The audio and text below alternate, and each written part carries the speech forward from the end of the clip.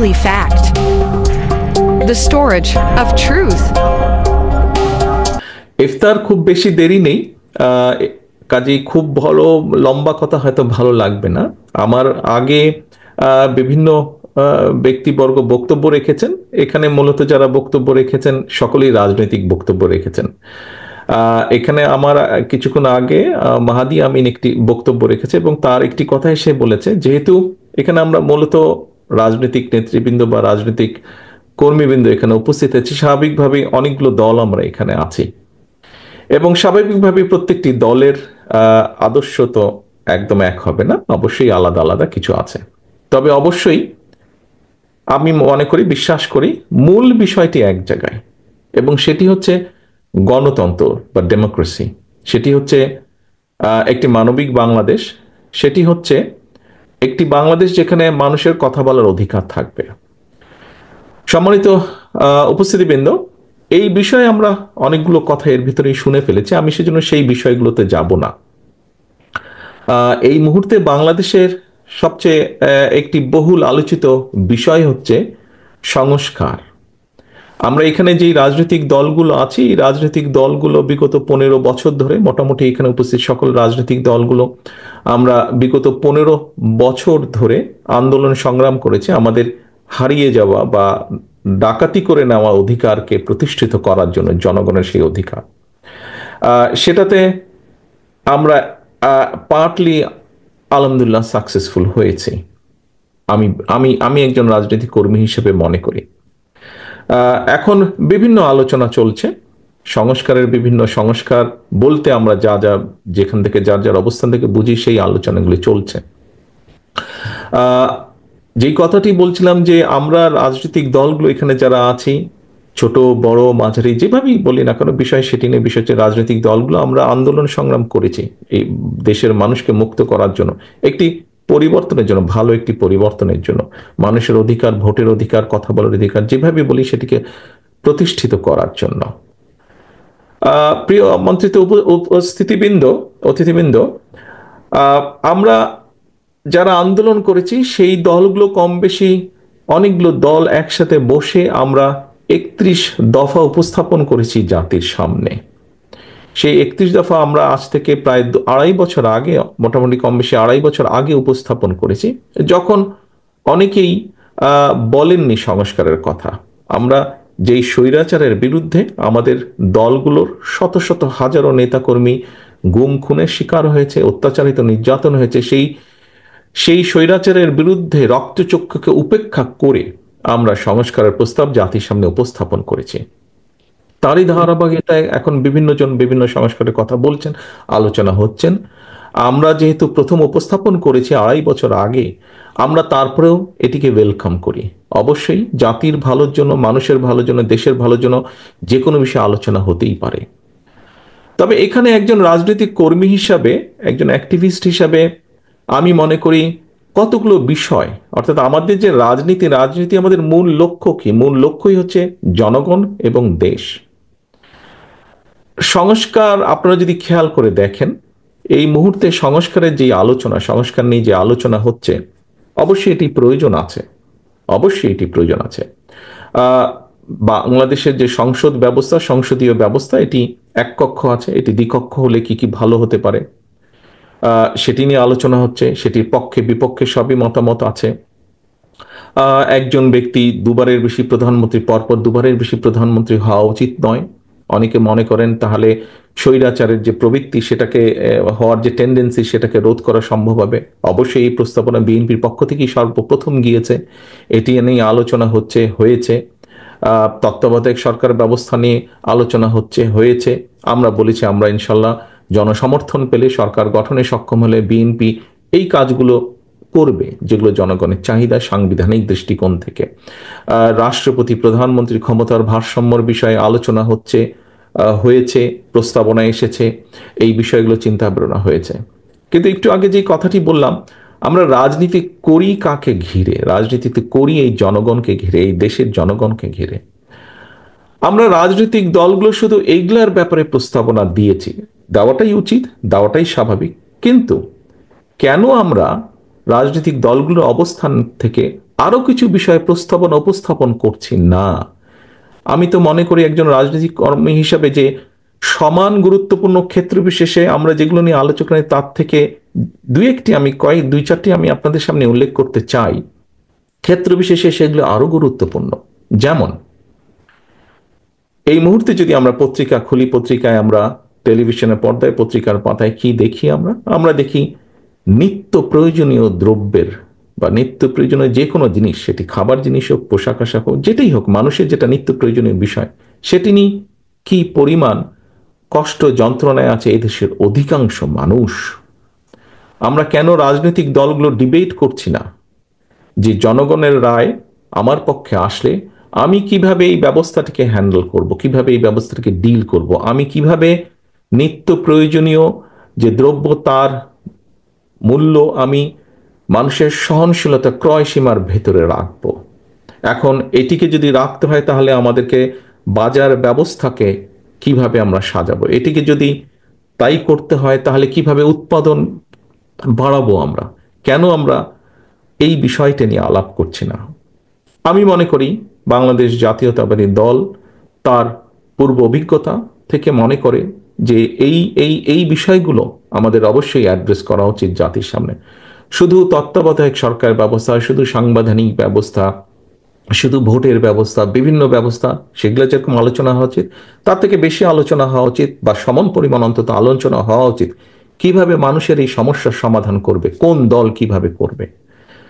প্রিয় উপস্থিতিবৃন্দ, আমি মনে করি এই আলোচনা নিত্য প্রয়োজনীয় দ্রব্যের বিষয় যেমন উৎপাদন ব্যবস্থা, বাজার ব্যবস্থা, এটি নিয়ে যেরকম আলোচনা করা উচিত, এটি নিয়ে যেরকম প্রস্তাবনা থাকা উচিত, ডিবেট হওয়া উচিত বিভিন্ন রাজনৈতিক দলের মধ্যে, যে একজন নাগরিকের 20 কোটির প্রায়, আমরা সবাই জানি জনসংখ্যা কোনোভাবেই 20 কোটির কম নয় এই দেশে। 20 কোটি জনসংখ্যা বহুল একটি দেশের মানুষের একটি প্রাইমারি প্রয়োজন হচ্ছে মিনিমাম চিকিৎসা ব্যবস্থা। আমরা কেন আমাদের রাজনৈতিক দলগুলো চিকিৎসা ব্যবস্থা কিভাবে জনগণের মিনিমাম চিকিৎসা ব্যবস্থা আমরা নিশ্চিত করব, সেই বিষয়গুলো কেন আমরা তুলে ধরছি না? সেটি কি সংস্কার নয়? আমি যে বাজার ব্যবস্থা, যে উৎপাদন ব্যবস্থার কথা বলেছি, সেটি কি সংস্কার নয়? শুধু একজন ব্যক্তি পরপর 2বারের বেশি প্রধানমন্ত্রী হবে না, এইটি আইন করে রোধ করাটাই কি শুধু সংস্কার? শুধুমাত্র তত্ত্বাবধায়ক নির্বাচনের সময়, জাতীয় নির্বাচনের সময় তত্ত্বাবধায়ক সরকার ব্যবস্থা করতে হবে, অবশ্যই করতে হবে নিরপেক্ষ নির্বাচনে, কিন্তু সেটি কি শুধু সংস্কার? বাজারের ব্যবস্থা, চিকিৎসা ব্যবস্থা, এটি কি সংস্কার নয়? আমি তো একজন রাজনৈতিক কর্মী হিসেবে মনে করি এটিও সংস্কার ব্যবস্থা। আমাদের আমাদের ডাইরেকশন থাকতে হবে, আমাদের প্ল্যান থাকতে হবে, আমাদের তুলে ধরতে হবে জনগণের সামনে যে আমি জনগণের রায় যদি সমর্থন পাই, আমি চিকিৎসা ব্যবস্থার জন্য এই করতে চাই যেখানে জনগণের মিনিমাম চিকিৎসা সুবিধা দেওয়া সম্ভব হয়। প্রিয় আমন্ত্রিত অতিথিবৃন্দ, সংস্কারের তো আরেকটি বিষয় আছে। এই 20 কোটি মানুষের দেশে আমাদের ভবিষ্যৎ প্রজন্ম আছে।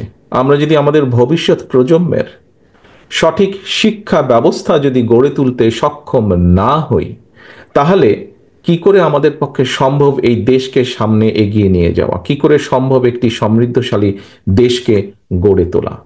অবশ্যই আমাদের এই বিষয়ে ডিবেট থাকা উচিত। অন্তত এই বিষয়ে আমাদের শুধু ডিবেট নয়, প্রত্যেকটি দলের পক্ষ থেকে একটি কর্ম পরিকল্পনা থাকা উচিত যে আমরা কি ধরনের শিক্ষা ব্যবস্থা, আমরা বলি অনেক সময় বক্তব্যের মধ্যে বলি উৎপাদনমুখী শিক্ষা ব্যবস্থা। ফাইন, যদি উৎপাদনমুখী শিক্ষা ব্যবস্থা হয়ে থাকে তাহলে সেটি কি আর একটু ডিটেইল আমাদেরকে করা উচিত। বিভিন্ন দলের উচিত হবে এটি একটি সংস্কার অবশ্যই, যে শিক্ষা ব্যবস্থাকে ঢেলে সাজানো বা শিক্ষা ব্যবস্থাকে আমরা কিভাবে দেখতে চাই। আমি আরেকটি সংস্কারের কথা বলতে চাই প্রিয় সহকর্মীবৃন্দ বা প্রিয় আমন্ত্রিত অতিথিবৃন্দ। সেটি হচ্ছে প্রথমেই আমি বলেছি উৎপাদন বৃদ্ধি করা প্রয়োজন। উৎপাদন বৃদ্ধি করতে হলে মূলত যদি আমরা দেখি উৎপাদনকে, তাহলে অবশ্যই আমাদেরকে কৃষির উৎপাদন বৃদ্ধি করতে হবে। 20 কোটি মানুষকে যখন আপনার খাদ্য সংস্থান যদি করতে হয়, 20 কোটি মানুষের খাদ্য সংস্থান, যেটি খাদ্য পণ্য দ্রব্য মূল্য সবকিছুকে যদি, দ্রব্যকে যদি সহনশীলতার মধ্যে রাখতে হয়, সাপ্লাই যদি রাখতে হয়, তাহলে অবশ্যই আমাদের কৃষির উৎপাদন বৃদ্ধি করতে হবে। কৃষির উৎপাদন কিভাবে আমরা বৃদ্ধি করব? শহীদ রাষ্ট্রপতি জিয়াউর রহমান শুধুমাত্র খাল খননের মাধ্যমে কৃষককে অনেক কয়েকটি কাজ করেছিলেন, কিন্তু খাল খননের মাধ্যমে যেই জমিতে এক ফসলই হতো সেখানে দুটি ফসল হয়েছে, সঠিক সময়ে পানি সরবরাহ করার মাধ্যমে। যে জমিতে দুটি ফসল হতো সেখানে তিনটি হয়েছে। খাল খননের মাধ্যমে বন্যাকে নিয়ন্ত্রণ করা সম্ভব হয়েছে। বন্যাকে নিয়ন্ত্রণ করার মাধ্যমে দেশে যেটি হয়েছে, কৃষক প্রতি বছর ক্ষতিগ্রস্ত হয়নি, ফলে ধীরে ধীরে কৃষকের অর্থনৈতিক মেরুদণ্ড মজবুত হয়েছে। আমন্ত্রিত অতিথিবৃন্দ, সম্মানিত অতিথিবৃন্দ, আপনাদের কি একবারও মনে হয় না যে যেই কথাটি মাত্র আমি বললাম, খাল খনন থেকে শুরু করে কৃষির কিভাবে উৎপাদন বৃদ্ধি করা যায়, এগুলিও সংস্কার? আমি তো মনে করি একজন রাজনৈতিক কর্মী হিসেবে এটি অনেক বড় একটি সংস্কার। একই সাথে যদি আমরা চিন্তা করি, একই সাথে যদি আমরা চিন্তা করি, বাংলাদেশের ঢাকা শহরের পাশেই আছে আরশোলি। আপনারা দেখেছেন এখানে কতগুলো ইন্ডাস্ট্রি আছে, এছাড়াও বিভিন্ন জায়গায় ইন্ডাস্ট্রি আছে। আমাদেরকে শিল্পের বিষয়ে বোধহয় চিন্তা করা উচিত।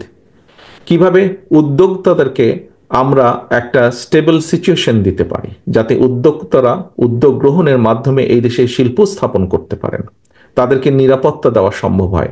অবশ্যই এটি একটি সংস্কার। একই সাথে সেখানে যেই শ্রমিকরা কাজ করবেন, সেই শ্রমিকদেরও কিভাবে তাদের ন্যায্যতা নিশ্চিত করা যায়, আমি তো মনে করি একজন রাজনৈতিক কর্মী হিসেবে এটি অন্যতম একটি বড় সংস্কার। এই সংস্কারটিও আমাদের করা প্রয়োজন। এখানে অনেক সমস্যা আছে, কিন্তু এই বিষয়গুলোকে আমাদের অ্যাড্রেস করা প্রয়োজন। আমন্ত্রিত অতিথিবৃন্দ, সম্মানিত অতিথিবৃন্দ, একটি বিরাট বিপদের মধ্যে আমি বহু বছর যাবৎ বাংলাদেশের বাইরে আছি। আপনারা এখানে যারা সামনে উপস্থিত আছেন, আপনারা দেশে আছেন। প্রায় আমরা দেখেছি, বিশেষ করে স্বৈরাচার সময় তো প্রায় আমরা নিউজে দেখতাম পরিবেশ দূষণ। ঢাকা শহর সহ সমগ্র বাংলাদেশে পরিবেশ দূষণ, অত্যন্ত তীব্র মাত্রায় পরিবেশ দূষণ।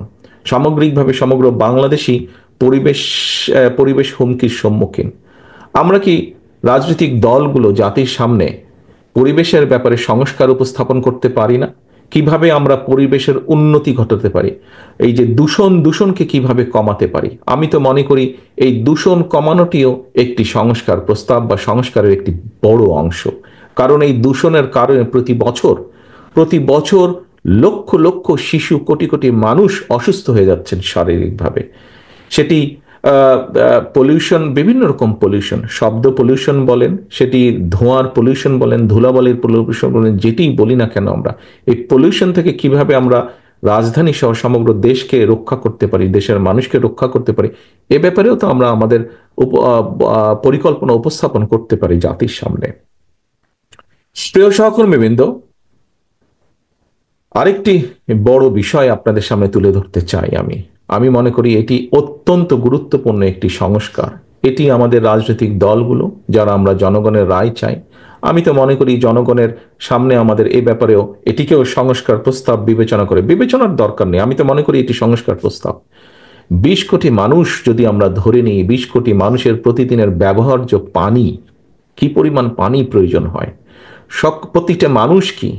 প্রতিটি মানুষ কি তার ব্যবহারের জন্য যথেষ্ট পানি, পিওর পানি কি আমরা সরবরাহ করতে সক্ষম হচ্ছি? আমরা হয়তো হচ্ছি না।